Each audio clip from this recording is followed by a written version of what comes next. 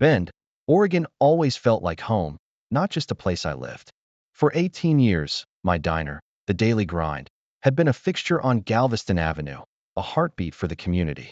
I was Mark, the guy who remembered your usual, who'd float you a coffee if you were short, who sponsored every little league team and knew everyone's story. My days started before dawn, the smell of brewing coffee and sizzling bacon a familiar comfort. I thrived on it, on the easy smiles and the genuine connections, on being a small but steady anchor in a town that prided itself on its warmth and rugged beauty. I was 38, comfortable in my own skin, and believed in the inherent goodness of people. That belief, that bedrock of my existence, was about to be put through a grinder I never saw coming. It was a Tuesday, a slow afternoon, when she first walked in. Brooke. She stood out, not just because she was new, but because she carried an air that was both fragile and fiercely independent. Her eyes, though tired, held a spark, a kind of wild intelligence. She ordered a black coffee, nothing else, and sat by the window, watching the passers-by with a look I couldn't quite place. Yearning, maybe, or caution. I noticed her again a few days later, same spot, same order. Eventually, my innate hospitality got the better of me. I walked over, offered her a refill on the house. We started talking. She told me her name was Brooke, and she was new to Bend, trying to find her footing. Her story, delivered with a disarming honesty, was a raw tale of survival. Homelessness, petty crime in the unforgiving sprawl of Los Angeles, a string of bad breaks, and a desperate desire for a fresh start, a clean slate. She spoke of escaping a past she was ashamed of wanting to prove to herself and the world that she could be more than her mistakes. Her vulnerability hit me hard. I'd seen a lot of folks come through Bend looking for a new life, a place where the mountains felt like a promise instead of a threat. But Brooke's story felt different, more urgent. It resonated with something deep inside me, a belief that everyone deserved a second chance, especially those who were actively seeking to better themselves. I remembered times in my own youth, not as dire as hers, but moments where a kind word or an outstretched hand had made all the difference. I looked around my diner, then back at her. We were busy enough to need another hand. I asked her if she'd ever waited tables. She admitted she hadn't, not really, but she was a quick learner, she said, and desperate to work. I saw the hunger in her eyes, not for food, but for purpose. I offered her a job on the spot. It felt like the right thing to do, a small act of kindness that could ripple into something much bigger. She thanked me, her voice thick with emotion, and for a fleeting moment, I felt like I was helping mend a broken world, one person at a time. It was a good feeling, a powerful one. Brooke adapted to the diner quickly, surprising me with her quick wit and ability to connect with customers. She was a natural, remembering orders, charming the regulars, her past seeming to meld away with each day she spent pouring coffee and slinging plates. She was a hard worker, often staying late, always asking if there was anything else she could do. She seemed genuinely grateful for the opportunity, her smiles frequent and bright. We started talking more about her ideas for helping others like she had been, specifically at-risk youth. She spoke with a passion that was infectious, detailing how a structured environment, access to resources, and mentorship could steer young lives away from the paths she'd nearly gone down. She painted a vivid picture of a small, local charity, a safe haven where kids could find guidance and hope. Her vision was compelling, and I found myself drawn into it, picturing the impact such an organization could have in a town like Bend. I saw in her not just a survivor, but a potential beacon.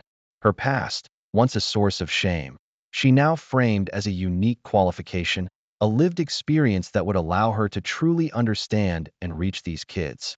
It was a powerful narrative, a testament to the transformative power of empathy and a fresh start. I felt a surge of pride, not just for her, but for myself, for having seen past the surface, for having given her this opportunity to bloom. My mind, usually focused on inventory and staffing, began to spin with ideas for how I could help bring her vision to life. I knew people in town, influential people, philanthropists, community leaders. My name carried weight here. I figured I could leverage my connections, use my reputation to give her, and this noble cause the boost it needed. Brooke, sensing my enthusiasm, began to bring me detailed plans, budget ideas, names for the organization. She even suggested Hope Springs, a name that felt fitting, a promise of new beginnings. I was all in. Setting up Hope Springs became a new project, almost a second full-time job. I threw myself into it, navigating the paperwork for nonprofit status, talking to lawyers, convincing local business owners and friends to join the board. Brooke, of course, was the heart of it, the executive director, the face that told the story of transformation. I remember the launch event at the Elks Lodge, packed with community members. I stood next to Brooke as she spoke, her voice clear and strong, telling her story again, but this time with a hopeful future attached. The donations poured in that night, a testament to Ben's generosity and Brooke's undeniable charisma. I introduced her to my banker, a man I'd trusted for years, ensuring she had access to the charity's accounts, always with my signature on the major transactions, of course. But for the day-to-day, the operations, the outreach, I gave her full rein. She was the expert, the one with the vision. I trusted her implicitly, saw her as living proof that second chances could flourish, and that I had played a part in making it happen. That belief, that almost paternal pride, blinded me to everything else. The charity grew rapidly, a testament to Brooke's tireless work and the community's unwavering support. Hope Springs became a visible presence in Bend, running after-school programs, mentorship initiatives, and even a small emergency shelter. I continued to champion it, hosting fundraising drives at the diner, using my network to secure grants and larger donations. I saw Brooke less and less at the daily grind, her time completely consumed by Hope Springs, which I understood. She was building something real, something impactful. I heard good things from the kids and families she was helping, stories of hope rekindled, of futures redirected. Brooke would occasionally come by the diner for lunch, always impeccably dressed, full of reports on the charity's successes, her eyes bright with enthusiasm. She'd thank me profusely, reminding me that none of this would have been possible without me, without my trust. Her words were like fuel, affirming that my initial leap of faith had been justified, that I had truly made a difference. A part of me, a small, quiet voice, occasionally whispered a question. Sometimes, when she talked about the finances, the numbers felt a little fluid, or a decision she made about a specific expenditure seemed a bit opaque. There was that time she insisted on a specific vendor for the shelter's supplies, despite a cheaper local option I'd found. She dismissed it as not quite right, saying the other vendor understood their specific needs better. Or the large, unexplained consulting fee she'd authorized for a distant strategic partner in Nevada, a name I didn't recognize. I'd asked for clarification, but she'd given me a vague, confident explanation about necessary industry connections and complex fundraising strategies. My rational mind, bolstered by my deep trust in her, brushed these concerns aside. Brooke was new to this, maybe a little overeager, still learning the ropes. And who was I to question her expertise in an area she felt so passionate about? I was a diner owner, not a charity expert. She was doing good work, making a difference. That's what mattered. Then came the phone call. It was a Friday afternoon, the diner humming with the lunch rush, when a stern, unfamiliar voice identified himself as an investigator with the Oregon Attorney General's office. He mentioned Hope Springs. My heart immediately lurched, a cold premonition gripping me. He spoke of anonymous tips, of financial irregularities, of a full investigation underway. I remember the blood draining from my face as I stood there, the familiar sounds of the diner suddenly distant, muffled. My first thought, my absolute gut reaction, was that this was a mistake, a misunderstanding, or worse, a malicious attack on Brooke, on all the good she was doing. I immediately called her, my fingers fumbling with the phone. She sounded shocked, bewildered, her voice trembling. She told me it must be a disgruntled former volunteer, someone trying to stir up trouble. She insisted we cooperate fully, that we had nothing to hide. I wanted to believe her, desperately. I needed to believe her. The initial meetings with the investigators were surreal. They wanted ledgers, bank statements, records of donations, expenditures. I provided everything I could, confident that the truth would quickly emerge, clearing Brooke's name and the charities.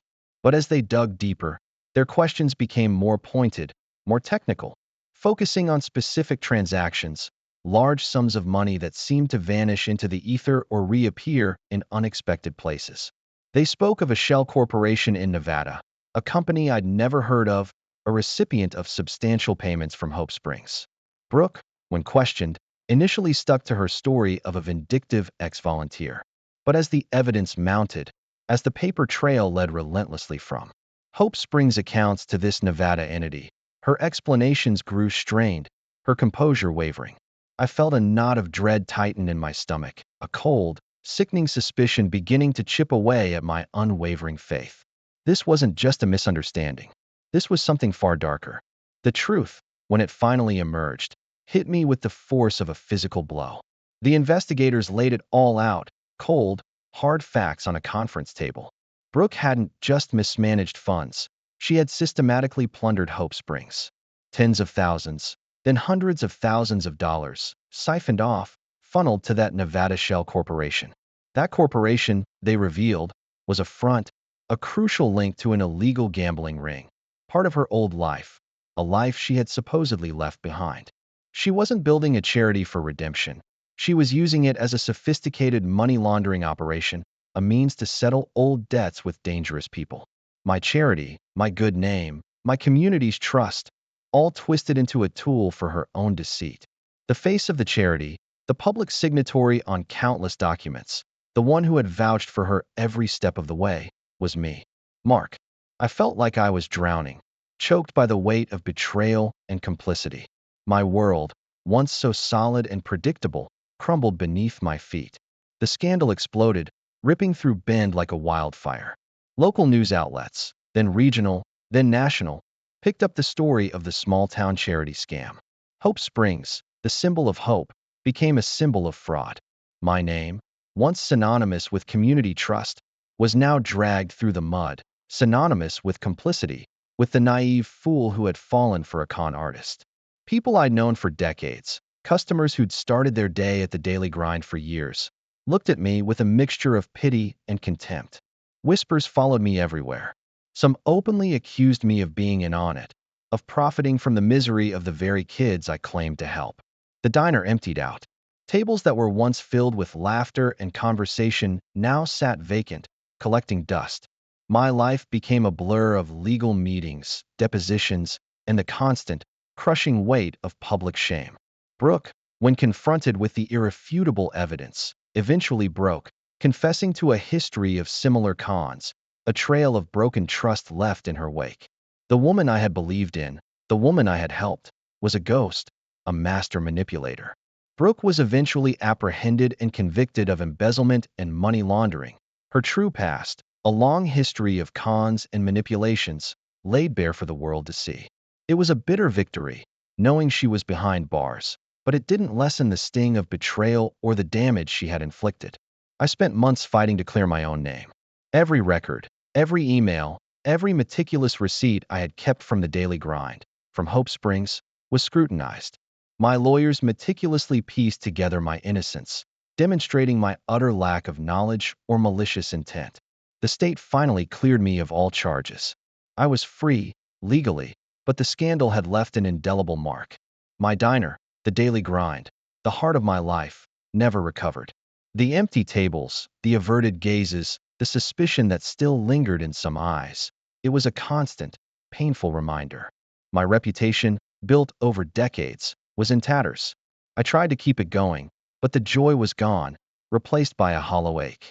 The community I had loved, that had loved me, felt irrevocably broken. One morning, standing in the silent diner, the smell of stale coffee a stark contrast to the lively aroma it once held, I knew it was time to let go. I sold the daily grind to a young couple from Portland, their eager faces a stark reminder of the optimism I once held. It was a clean break, financially, but emotionally, it was like tearing a piece of my soul out. I packed up what little I truly valued and drove west, away from Bend, away from the ghost of Hope Springs and the shame attached to my name.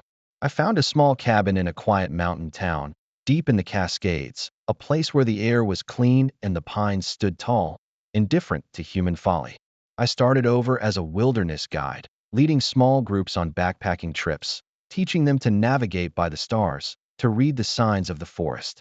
Out there, under the vast sky, surrounded by raw, unvarnished nature, I began to heal. The mountains taught me patience, resilience, and a different kind of trust. There was an honesty in the wild, in the struggle of a sapling against the wind, in the steady flow of a river, that was profoundly restorative. I started making genuine connections again, with clients who sought not just a trail, but a moment of peace, an escape from their own complexities. I learned to discern sincerity not from slick words, but from actions, from the way someone navigated a steep climb or shared a meal around a campfire. It was a slower, harder way to rebuild trust in humanity, but it was real. I realized that my compassion, though genuine, had been blind.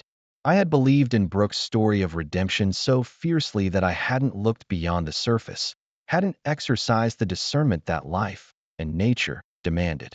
True redemption, I learned, wasn't something you gave to someone else. It was something they had to find within themselves. I couldn't save Brooke, and by trying to, I had nearly lost myself. The scars from that time will always be with me, a quiet ache, a constant reminder. But the mountain wind carries a different kind of whispered lesson now. Compassion is vital, yes, but tempered with wisdom, and never at the expense of your own truth. I am still Mark, but a different Mark, a wiser one, grounded in the quiet strength of the wilderness, finally at peace.